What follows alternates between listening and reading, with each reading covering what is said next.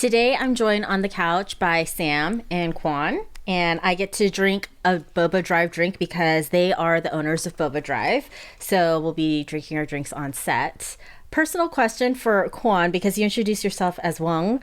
Why have I, since I've known you, why have you had three names? And can I call you Quan? You can also call him Aaron. Aaron? Yeah. Is that a fourth name? Yes. Okay, so I went through an identity crisis, kind of. My name was actually, it's spelled Quan. So it's actually pronounced Wang, but phonetically in English it's pronounced Quan. And I grew up in San Diego, so the demographic is mostly Mexican or Latin American.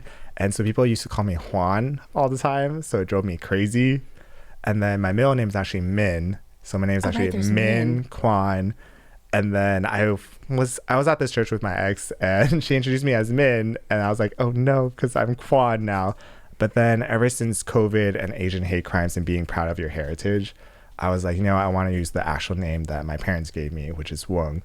And especially since I got married, my wife calls me Wang. I had a lot of friends at our wedding from our church, and I thought, you guys are in my life for a long time, so you guys should know my actual name too. So we're like family. Yeah, so it's Wang. No, he missed it. It was Min first, and then 2 years later, then he's like, actually, I want to go by Quan now because that's my official first name. Yeah, because that's how I know Right. you. Yeah. And then half a year leading up to his wedding. Actually, can you guys help me pronounce it as Wang? I want it to be more Vietnamese and pay homage to my roots. Yeah, you just skip past your whole, 2-year Quan phase. Yeah, because I'm like, why do I know you as Quan? Yeah. But anyway. Yeah. So I might call you Quan from time to time. That is okay. Not out of disrespect or anything. Okay, so anyway, we're here because you guys have this fantastic shop called Boba Drive. And I think some people in our church have experienced it through just drinks at church, or they've also visited your shop. I would love to know what the origin story of Boba Shop was. I've known Sam for a really long time, and I remember, Sam, from the beginning your dream was to open a boba shop because you wanted to create that gathering space where people can hang out until 11 or 12 even at that point when you told me about it. But what is kind of your dream and the origin of wanting to own a boba shop? Because my understanding is that then Quan joined after that. Yeah, so I think growing up, I realized how much of my time was spent at boba shops and kind of fostering relationships and friendships in that environment. So I just really want to create a setting like that for other people. And I think especially when I would commute back here during college, at a certain age, it's kind of weird to invite friends over to hang out at your parents' house. Mm-hmm. So you need to go somewhere, but you don't always want to go to the bar or the club because it's usually really loud. And so coffee shops are usually closed by dinner time. And then there are maybe a select few boba shops that are still open. So I just want to be in that space and also provide that space for people. So I think this was something I always wanted to do, by the time I got to college. And then after graduating, I said, okay, I work at church for a year or two, go get some real world experience and then see how it goes. And then at this time, Min came into the picture. And then so the thing that really sold me to ask him to partner up was he went on a keto diet. And he was really good about it. So I was like, okay, this guy is very meticulous and good with repetition. So I'm not the greatest at that. So maybe in this way, we can balance each other out. I like that. So first, know your strengths, know your weaknesses, know thyself. Yeah. And then, so Quan, how did you, Sam approached you with this boba shop idea. And then what was kind of your reasoning in saying yes? I actually think he approached me, I feel like there's always a time and place for things, and he approached me probably at the best time, which is my life is crumbling and crashing down because I didn't know what I want to do in my life. So yeah, I got into a career that I didn't want to do. I just did it because my parents told me to. I quit. Actually, the other skill set, I guess, that I brought along that didn't matter as much to Sam, I guess. But when I quit my job, I immediately worked at 85 Bakery. And did you? Yeah, so I worked there. What did you do there? Well, first I, fresh bread for a bit. And then I quickly became assistant manager really shortly. I think the turnover rate was really high. There was only 2 85s, one in Newark and one in Dienza at the time. So it was super busy. And I was doing that, and I started serving more at church now. And then I was kind of lost with what I wanted to do. I kind of thought that maybe I want to be a teacher or something. But I did like talking to people. I found that out by myself. Naturally, I said I like cooking. So Sam New also had that experience of being like assistant manager of like a store that was really busy, right? So that, thankfully, those years of kind of wasted time wasn't wasted because it did translate over. And he asked me, and I was like, I mean, I got nothing else to lose. Why not? And we're still young. Best time to take a leap of faith and do something new, right? Totally. So what was that journey from being like, okay, let's talk about it, like an idea, a dream, to actually like making it a reality? Because the added layer for you guys, like versus a normal business, is that you guys actually would have a brick and mortar to maintain as well, right? So kind of what was the journey of like actually making it happen? I think the way we wanted to do it was to raise funds from like different friends and family. The main part of that was just, it's less risk for ourselves, but also I believe like a rising tide raises all ships. So if we do well, then they indirectly will do well, or I guess directly will do well in this case. I think we first started talking about it in, I don't know, 2016. And so we just kind of calculated the cost of how much we would need. And then we started looking for a location. And I think that was actually the hardest thing, because a lot of landlords, they won't rent to you if you're a first time brick and mortar business owner, because they have no idea if you will stay open. They have no idea if you'll be able to pay the rent. So yeah, even I think it took us a full year and a half to sign a location. There was one place that we really liked for a while, but ended up not working out because they just didn't think we were a good fit. I would just like to say it turned into a cash advance store that closed down, and now it's an herb store. So I feel like they should have. Yeah, they're lost for sure. Yeah. Oh, I guess I will share too then.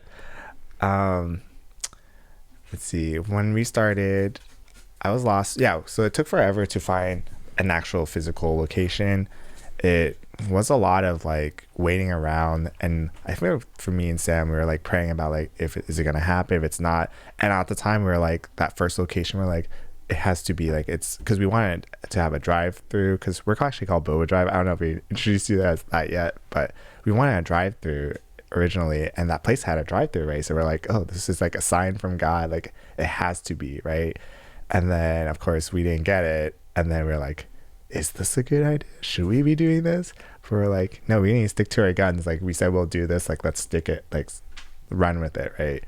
And it just happened, I guess. Yeah. Sam handles all that paperwork stuff, so I have not that much to say about that. No, I mean, it's good that you brought up the drive-thru, because I always like forget that was a part of like our pitch deck. Yeah. Because then when I had the idea, like back in college, I didn't care about the drive-thru. I just wanted it to be a space. So then I think, especially now, if we go to different boba shops, a lot of them are so small. Like you maybe have seating for like at most 10 people, and they're very grab and go focused.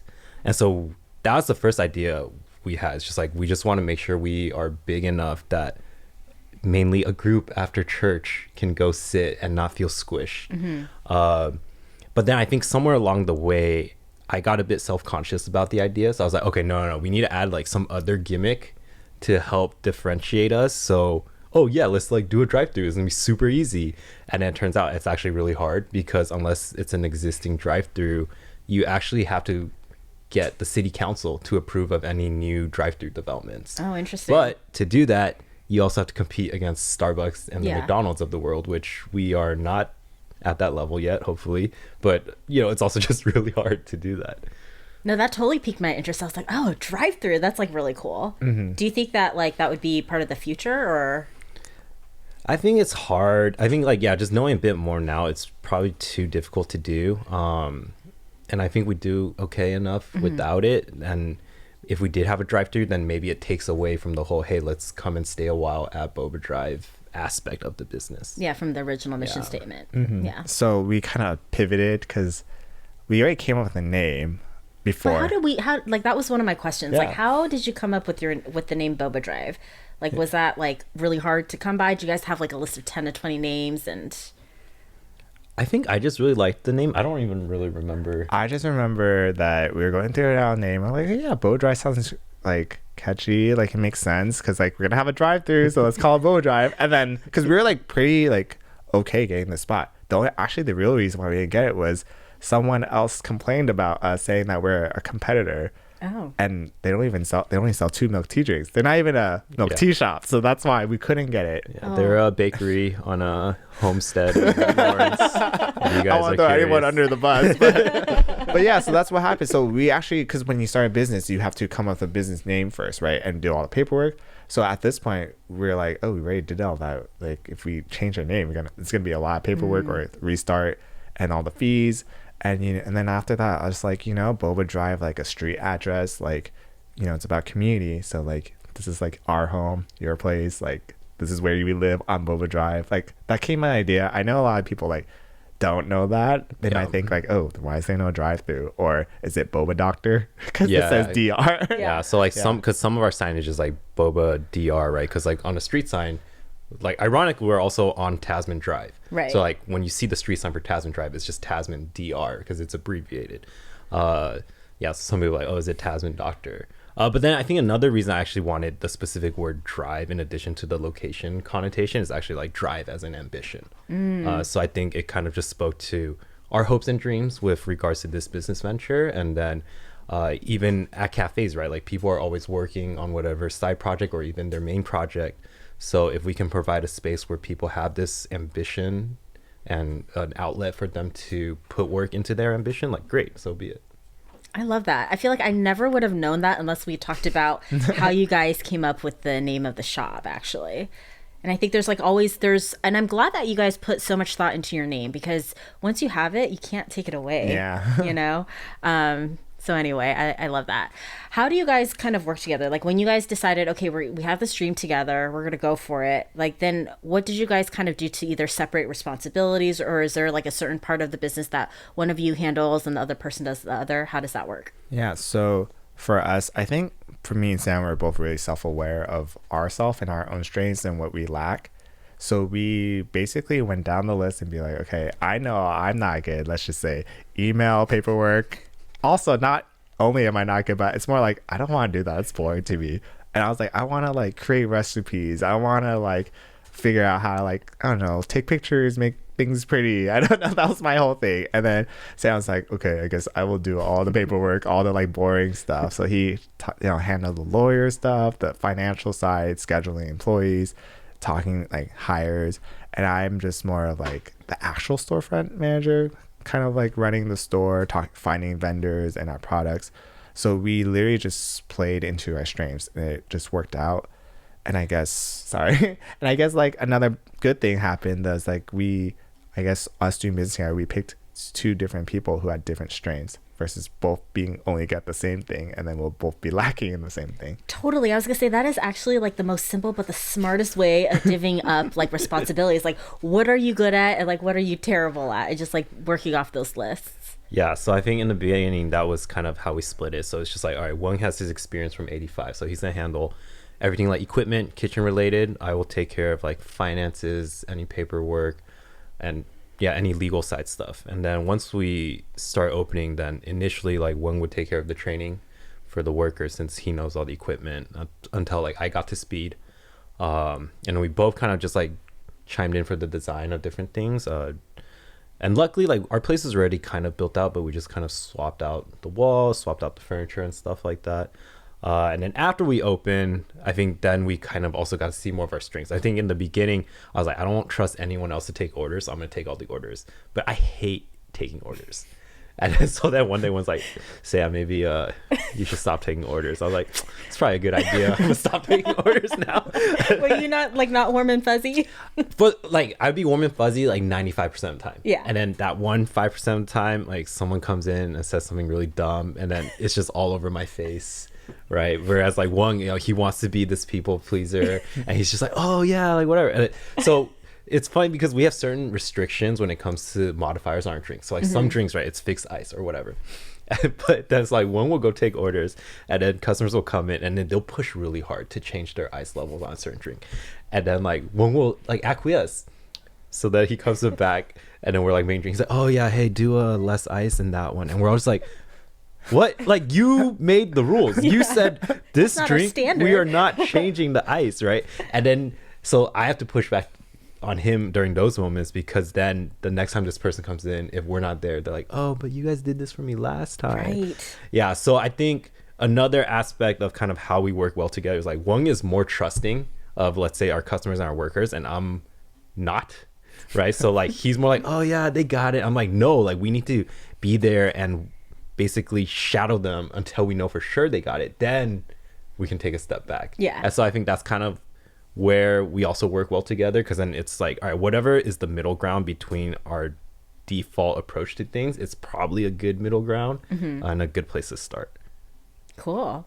How do you guys actually like, you know, like boba's like really popular right now, right? Like, how did you guys figure out like the menu that you guys wanted to have? It was a very long, painful experience for me. Okay. I had to go to the bathroom so many times in a day.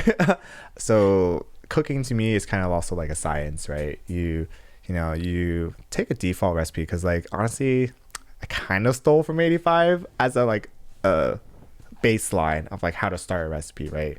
And then I was like, okay, how do I tweak it? How to make it better? And in my opinion, like, natural, organic, or like locally sourced is already better. Like, if I did the exact same recipe but I had better ingredients, it should taste better by, like, I don't know, by default, right? So now it's about like tweaking it. Like, what do we need to tweak to improve it, to make it our own, because we need to stand out somehow.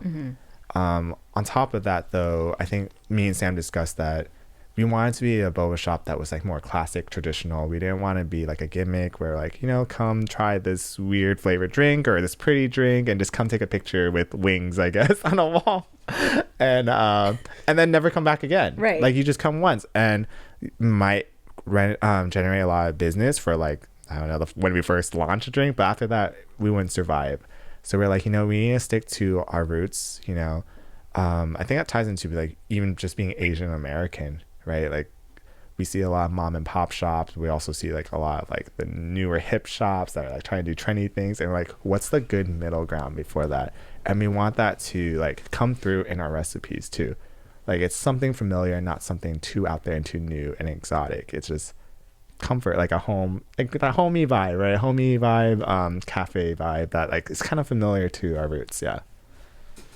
And so how often, like you mentioned that like your style is like classic traditional flavors, how often do you guys create like a new drink for people or to add to the menu, or what is that process of like testing?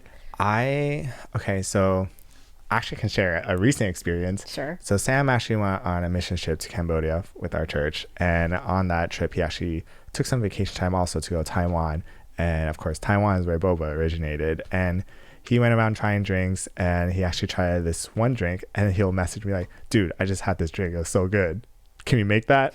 I was like, I got you, I think I could do it. And then all of a sudden, like, for the next couple of days, I'm like, okay, I'm gonna go buy all the ingredients, okay, time to do tests, and just, okay, maybe a little bit more of this, maybe not. And then I'll ask either our like community to come and try to help test it with us, or like my employees, they're also my guinea pigs. I make them all test it, and then and that's just it. But generally we don't come up with a lot of new drinks unless we think it would make us a little different or add something to our menu. We don't want to just come with a new drink just cause. Like, it has to be something that's gonna stay and stick and stay around on our menu. Yeah. Yeah. No, that's good, because you know how some places they have like 100 drinks, and I'm like, I'm so lost in your 100 drinks, I can't even figure out my one. Yeah, it's just like there's too many choices. So Yeah. that's another aspect too, because like even with us, like, we haven't put this new drink on the menu yet, but even for us to consider it, then we're also like, okay, this means something needs to go, because I think we've kind of reached that point where it's already hard for customers to pick drinks. I think the last time we even added drinks was like 2020. Maybe Right. 2 years ago. Yeah, 2-3 years at yeah. this point. And I don't think we've really added anything since then. Oh. So Yeah. I think what we actually do a lot, instead of adding drinks, we tweak our drinks. Okay. So in this past week, for instance, like, I was adjusting our espresso machines, I was adjusting our recipes, and a lot of it comes from, you know, the great thing about being a small business is you can make adjustments right away. I don't have to go through corporate or anyone else. I'm the boss. So if you get like a Yelp review, Google review saying like, oh, this is too watery or this is too sweet or whatever it is, we can just go in and just like, okay, how do we fix this because like more than one person has said this. So like, how do we make it better? So we're actually behind the scenes always adjusting a product, but we don't actually tell people, and maybe people would just come like, oh, it tastes different, and then just keep coming. Well, I think that's a good thing. Never be complacent, right? And always be just like mastering your craft. And it's good to hear that you guys like, it's not just like putting it out. You guys are like constantly tweaking. I think one of the hardest things for me when we start a business, I think this is where our strengths are different. I would like to think I have thicker skin, but I don't. I try to put that face, but I guess I don't. So I came with the recipes. So when we first had our store, of course, everyone uses Yelp or Google reviews. Thankfully, Google is actually really generous with us and nice. But Yelpers, I don't know who they are, but they think they're very entitled and they know everything about tea. But basically, they'll leave comments like, "This place sucks. Don't come here." I'm like, thanks. How do I make this better? That's not really good feedback. And sometimes when people complain about the recipe or the drink itself, I take it as a personal attack because like I'm the one who came up with the recipe. So for me on my end, I feel like, oh, I'm failing our business. I'm like the one holding us back, right? So I need to like improve or something. But of course, you can't make everyone happy. There's different boba place for everyone else, and that's okay. And I think we're okay with that. So Sam is the thicker skinned one, so he actually replies to almost every single Yelp review if there's like a complaint or something. Yeah, I think if they're like bad complaints, then sometimes I'll reply, or like if it's something I feel like I need to address publicly, then I'll say something. I don't know. I feel like this could like go forever, but all right. One example is this lady's like, Boba Drive has great salty crema. Issue is you can't get it on half the drinks. And then she starts to list different drinks. All the drinks she lists like already come with their own milk option. So it's like, of course we don't add salted crema on top of that. So because she made that statement of, oh, Boba Drive doesn't let you add salted crema on half their drinks, I'm like, okay, this is something I actually need to address publicly because I don't want this kind of false information to spread. So then I will reply to that publicly. But yeah, like I think our first 100 reviews, I would reply to every single one, either publicly or privately. And at a certain point, like, yeah, even like with a quote unquote thicker skin, like it's still like it's a burden and it slowly chips away. And then, right, my motto now is just, this says more about them than it does about us. Right. And I just need to like tell that to myself in order to just kind of like calm down and like let it go. Yeah. But yeah, sometimes people just, I think they embellish a lot because it's a public forum. So they want others to like get a kick out of reading what they write. And then I'm just like, this is a bit much, man. I know everybody's the expert these days. Yeah. I don't read the Yelp reviews at all till this day. Sam will only tell me when to, like, he'll like screenshot. Sam, that's really heavy. Yeah, he'll screenshot heavy. and be like, Yeah, oh, did you see this? I was like, no. I was like, okay, I'm looking it up. I was like, oh god, bracing my heart. I was like, oh, we got a couple of like 4 or 5 stars. Okay, there's that 3 or 2 star. I was like, okay, I read like 5 good reviews, so I'm prepared for this one bad one. Like, no, okay. So the main process is like, all right, if I see like a repeated complaint, right, then I'll go test it myself to like verify. And then if it's actually an issue, I'll be like, hey, like maybe there's something here that we do need to take a look at. Yeah, just because, right, like stuff wears down over time. Like, right, the reason Wong had to fix some espresso stuff this week is like we found out one of like our spouts was pouring out a different volume than the other one. So it's like, why did that happen? No one knows. It just changed over time. Yeah. But it's like, yes, if I had the choice, I would not put us on any review platforms. But in this specific case, it was actually helpful. Although maybe the way they could have delivered it could have been better. But hey, that's on them. Yeah. How do you guys find trust between the both of you? Because I think that from what I gather from our conversation, you guys actually have like a really great rapport, which obviously is friends. But like, how do you find that trust, like that goes that one step beyond friendship? To be honest, when we first opened our shop, we were like talking to each other and we're like, man, what do we do if we like ever got into a fight with each other? Like, I'm not gonna work with you, I'm leaving you. Well, we always joke that we're in a 10 years contract friendship with our lease. And then at the same time, I feel like we have confidence in each other's walk with God, that at the end of the day, no matter what happens, we will turn to God and, pray and like figure out with each other, So I think we have faith in each other's walk with God, I guess I would say. Yeah, I think that's like a part of it. I think it's also just, we are pretty alike in certain aspects. Right? I think like we're both, like Wong said, a bit more self-aware. We're both blunt enough with each other that we don't really need sugarcoat things. And I think that helps a lot because then it's not one of us hiding behind, right? Like all of this built up pressure or tension, and then all of a sudden it just bursts out one day, and then now the other side is thinking, wow, why did they never tell me this? Like Yeah. they don't trust me, and then you just see the trust slowly dwindle away. Yeah, I don't know. I can't give you like a straight answer. It's just somehow there. Yeah. Yeah. What has been like the most fun thing about like having your own boba shop? I think raising a team, or not, I don't say raising because I didn't raise them, but like having a team, training a team of like individuals, staff, like for a minimum wage job. And I worked at a minimum wage job because it was 85 bigger. Our turnover rate was like people come in like a week, they're gone, like all time. But we're thankful to have our staff that actually usually stay for like a year and a half to 2 years. They're usually first years in community college, and they actually all happen to transfer to good schools, and they want to stay with us. And having to be able to build like a healthy relationship or community, because like for us, like it's all about community, and like if we want to foster community in the actual community, not our staff, we need to do that with our own staff too. And just having that relationship with these different people, and I guess for me personally, like talking about like their walk in life, and I kind of evangelize during these times too, but I don't know.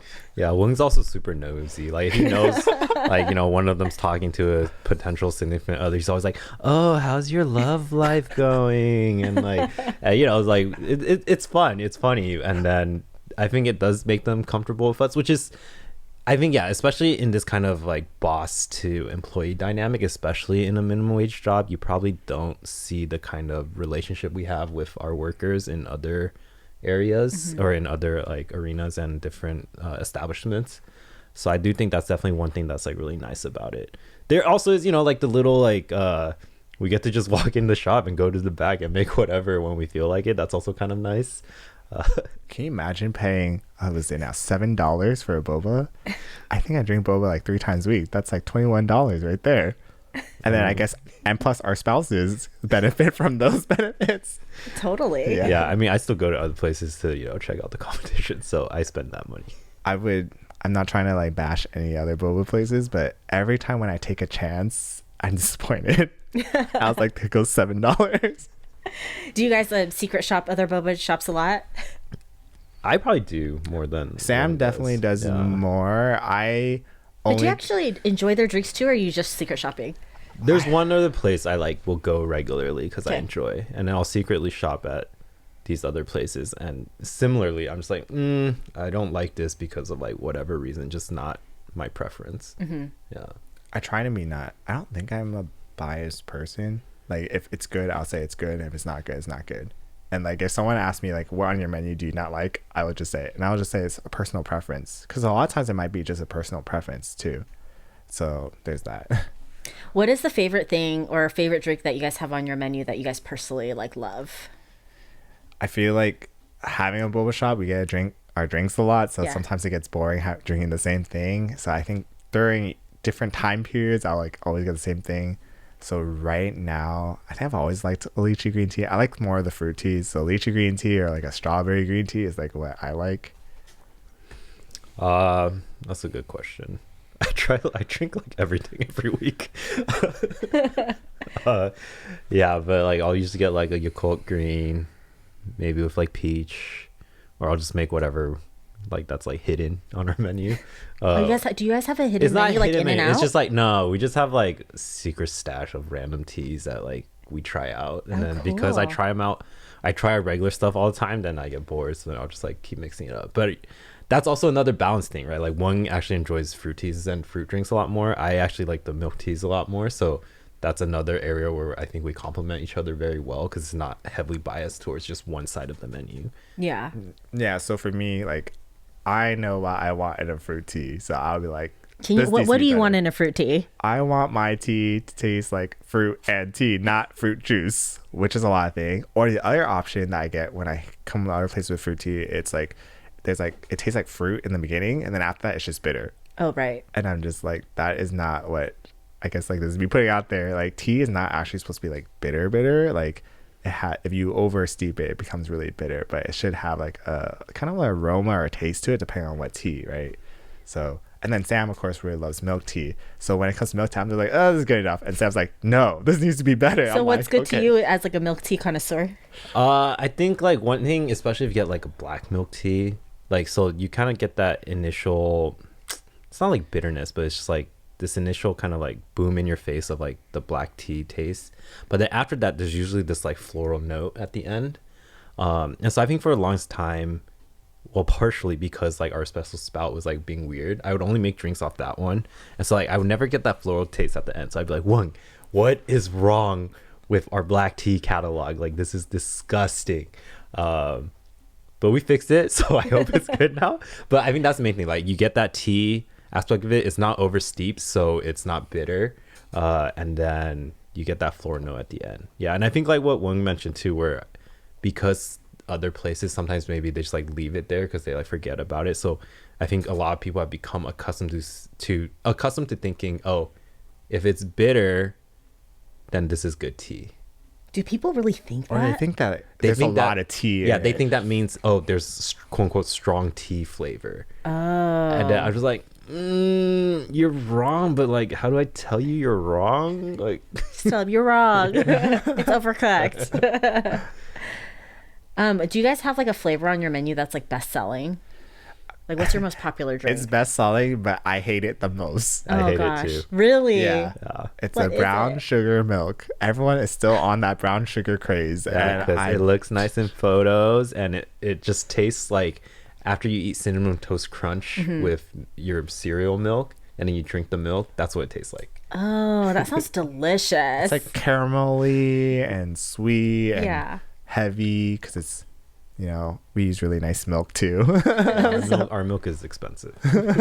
So you mentioned earlier, like you guys use a lot of like local purveyors, organic materials. Like, would you say that's one of the differentiators that makes Boba Drive stand out from other boba shops, or what are some of the other things? I feel like that is one of the primary things. I know that right now we are not like openly advertising it as much. I think we're waiting for when is a good time to actually market, because we kind of operate as like this kind of hole in the wall, because we actually are on the side, like this random plaza in the freeway under apartments, right? So we kind of like that vibe, like it's a secret place, but back to what you were saying about like organic and fair trade, for me personally, like I do like the whole organic, the buzzwords organic. I don't know if people know what fair trade is, like ethically sourced is what that means. Sustainable. All the buzzwords. All those buzzwords, I'm trying to think of all the buzzwords, but yeah, I think that does really make a difference. I would like to say, so like Sam said, before I opened a shop, I was like on keto. So right now I'm like, have not been on a diet for a long time, happily married, has not put me on a diet, but I really am health conscious. So even our sugar, it's like pure sugar cane. It doesn't have any additives, nothing. We try to use as less like chemical additives as possible. And we actually had customers that come to our shop and said like, oh, when they drink our drink, they don't feel like bloated or have any of these inflammatory problems. And I would like to think that the caloric value for our drink is actually less because we don't add as much stuff like additives into it. Yeah, I think it's like, right, because like if other shops use like fructose, then that also kind of affects your body differently. I think also, even though right, every shop nowadays they do like 100% whatever 25 degrees of sweetness, like I would like to think, and I mean we've tested it too, I think our 100 is a lot less than a lot of other shops 100. So just like across the board, I think we pay attention to that stuff a little bit more. I think that's probably the biggest thing. I think in terms of organic and like fair trade, I feel like maybe like half the shops you go to now, if they're not like a big franchise, they probably already focus on that. So that's probably not something that's like a crazy differentiator for us. I still think our biggest thing is like the space, right? We have a max occupancy in shop one of 49 people. Go ahead, find me another shop in this Bay Area that does that. I don't think you will. So I think that's definitely our most unique aspect, because my other logic for it is like, yeah, if all of us compete in the same way in terms of like our ingredients and our recipes are more or less pretty similar, then what's next? Next is your space, maybe your marketing, if people care about that. I personally don't care about it that much, so I think it's just the space. Yeah. No, I definitely think that. And have you seen like people really just like be able to gather and just congregate the way that you've had envisioned from the beginning? There are times when I think in the beginning I was actually really scared when we opened our shop because I was like, oh my gosh, like there's so many boba shops. We're supposed to do this for 10 years. Will we even last for 10 years? Like I can't imagine, that seems so long. And because, you see a lot of new boba shops like open over old boba shops, and then they'll be open there for like a year, 2 years, and then it gets replaced by another boba shop. So I was like, is this going to happen to us? I had all this fear. And there wasn't like a lot of people sitting there yet because it's the first year. Not a lot of people knew us. And then right after that, COVID actually hit. We opened relatively close to COVID, about a year, and then COVID hit. And so that kind of like stopped the whole community aspect because we closed down. We couldn't let anyone sit there. But then we actually survived COVID. And then from that, I got like a super boost of confidence. I was like, oh, like so many shops, so many businesses closed during COVID, but we didn't. I was like, we can do this. And then when COVID stopped, everyone just started coming to our shop. And then now coming to the shop, I was like, oh my gosh, our shop is filled. Like, what's like going on? Like, what's going on? Why are people sitting here? Yeah, so that's Wung's only reference point because he doesn't read our emails, but I read our emails. So during COVID, actually, we had at least 2 couples like message us like, hey, is there anything we can do for your shop? Because we actually spent a lot of time on after dates at your shop. Oh. And then like a couple actually got engaged. And they're like, yeah. And so like Boba Drive is such an integral part of our relationship. So we don't want to see you guys close. So I think like little things like that, it's like, all right, that you can't put a monetary value on it, but we made it. Yeah. From that alone, right? Like in terms of my vision of like, we want to be the space where people can build relationships and do life. Like we did that for these 2 people. And I would hope and like to think that we've done that for countless others. Yeah. No, those I think these inside stories is really like what actually makes the business what it is. It's really sometimes never really about the product, but it's really just like what you guys said about the community and like relationships that have been built. Quickly, like what are the things that you guys did during COVID to kind of like pivot and kind of get through that? Yeah, so thankfully being a small business again, I remember like COVID hit and then they announced that everywhere has closed yet. And then later I get a message from Sam like, hey, we need to close. Like, we need to do something. So I remember, I think me and Sam stayed up to like 2 a.m. or later to be like, hey, what are we going to do? How can we do this? So we're like, you know what? We need to do home kits. Like, that's the best way because people can't go out and get boba. People still want boba. How can get the boba? We can like package boba, leave a recipe. They can make it at home. So that's what we started doing. I think one of the other things, like, help support our business, like gift cards. You might gift cards, just please don't use your gift card right now. Yeah, wait till after we open, then you can use it. Some people didn't understand that concept, but it's okay. Yeah. Because we actually discounted the gift card too. So you're actually, saving money. And out of that, some companies, like let's say Google, for instance, they usually have like events for bonding with their teams. And they couldn't, so then they actually order kits from us, and we're like, dude, we can sell a whole package, like teach people a little about our shop, a little bit about tea, where the tea came from, and how to make it. A little history. So fun. Yeah, our initial kits were so ghetto. Yeah. Like, we just used our plastic bags, and then we would seal the teas within our cups and stuff. And I was like, hey, like we just need to survive. But then we ended up getting like customized boxes and stuff, and like special. We got like a I hopped on Google, started learning like how do you do e-commerce. Okay, you need a packages, you need a sealing, like an actual heat stamp sealer, like actual package stuff, like rippable package, resealable, label everything. Need a box for a logo on it, and how, because we actually shipped it across the world too. Wow, did you? Yeah, because like certain teams for like some of the tech companies, right, like they have workers from all over the country and different things like that. So like, and then sometimes we're like, oh, can you ship to Canada? And I'm like, probably, but I also feel like it'll just get confiscated at the border, so I don't know if you really want to deal with that.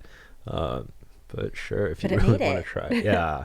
So different things like that, or like if they were like nearby, we would actually like drive and deliver them ourselves, because like no point wasting $20 on shipping. Totally. Yeah. That's cool. And then so you guys got out the whole kit, and do you guys still sell kits right now, or? It's a lot of work. It was a lot of work because like to do it, think of it like if you were actually doing packaging, right? It's usually a full-on like factory, right? But we only have one storefront. At the same time, we're selling like drinks during the day. So it was just like, how do we use the space? Because we don't have an unlimited space for a kitchen. So we have, it was too hectic to do it. We tried doing both at the same time at one point. And we're like, oh my gosh, this is too hectic. Like, if you get like a rush of 10 people, but like, oh my gosh, I need to pack 10 kits at the same time. It's like, what's going on? So we're like, let's pause on this idea of kits. Maybe we'll revisit in the future, but right now we paused on that. Go back to the core of what you guys are doing. Yeah. So I know I don't know if everybody knows, but you guys, at least one big thing coming up in the pipeline is Boba Drive #2. Yeah. That's exciting. Yeah. How did you guys even like, I think it's one thing to be like, we're going to have one store, right? But how did you guys, kind of feel like we want to be able to propel this into a second store? Or was there like a timing that was right? Or was there a certain marker you guys set for yourself? I think surviving COVID was a good checkpoint. Yeah. And I think I don't know how Sandstone is, but like we've talked before, like we want to do 3 stores just to kind of see how it goes. I spent a good amount of my life like in Fremont, so like a dream of mine is to open somewhere in Fremont at some point. We'll see. But for now, we've been working on shop 2, so we just want to see how that goes. I think part of it too, Wong mentioned how like our first location is semi hole in the wall just because of the restrictions we had being a first time business. So we also want to see what it feels like to be in a more quote unquote legit plaza. And I think it'll do great. Are you guys going to create a different identity for the second shop, or is it going to be the same?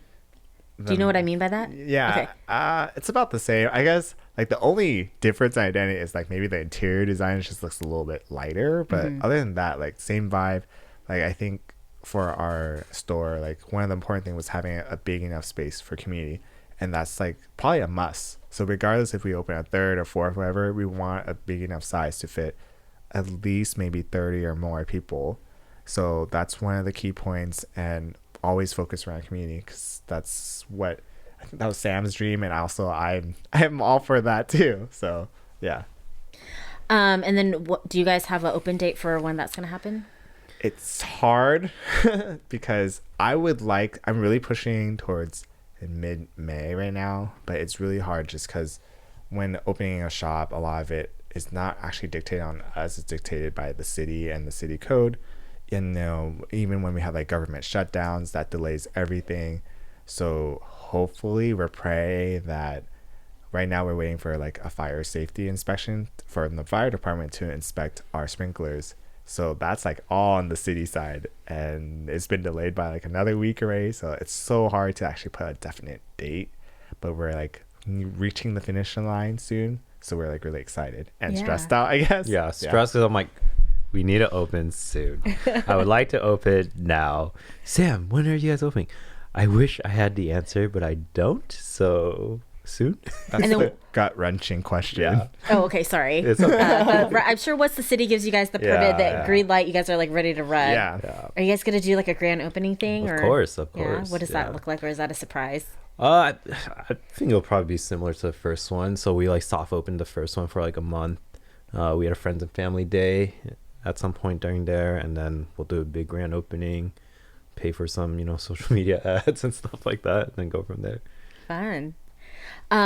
For people that are like interested in starting a business, like what would be your tidbits of advice for them, or what did you learn through your own process of being a business owner that you feel like would be helpful for other people? Honestly, I think if you're someone that's going to open a business, I feel like self-awareness is probably really important. Like play to your strengths, know what your weakness is, and then help find community, friends, someone to help you like with your weaknesses maybe. But you also have to be really that go-getter. Like you're willing to pour everything. Like you're not thinking like, oh opening business sounds nice, it's just gonna be easy, like I'm gonna make so much money and whatever. But you have to be willing to put in the work, and you're gonna have to toughen up, kind of like if things are not always gonna work out, and you need to never give up and be very adaptable to all changes, anything that happens on the spot, be able to problem solve and figure it out and not like lose hope. Yeah, I think the biggest thing is the ability to wear different hats. There's always a lot of unforeseen things that happen, and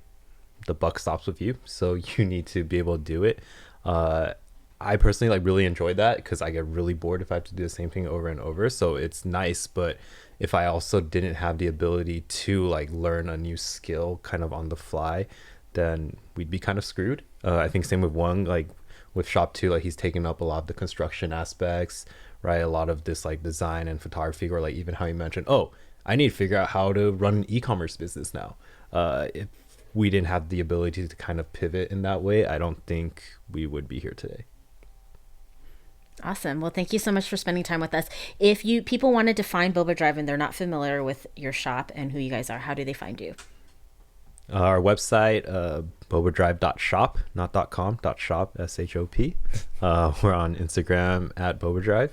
Yeah.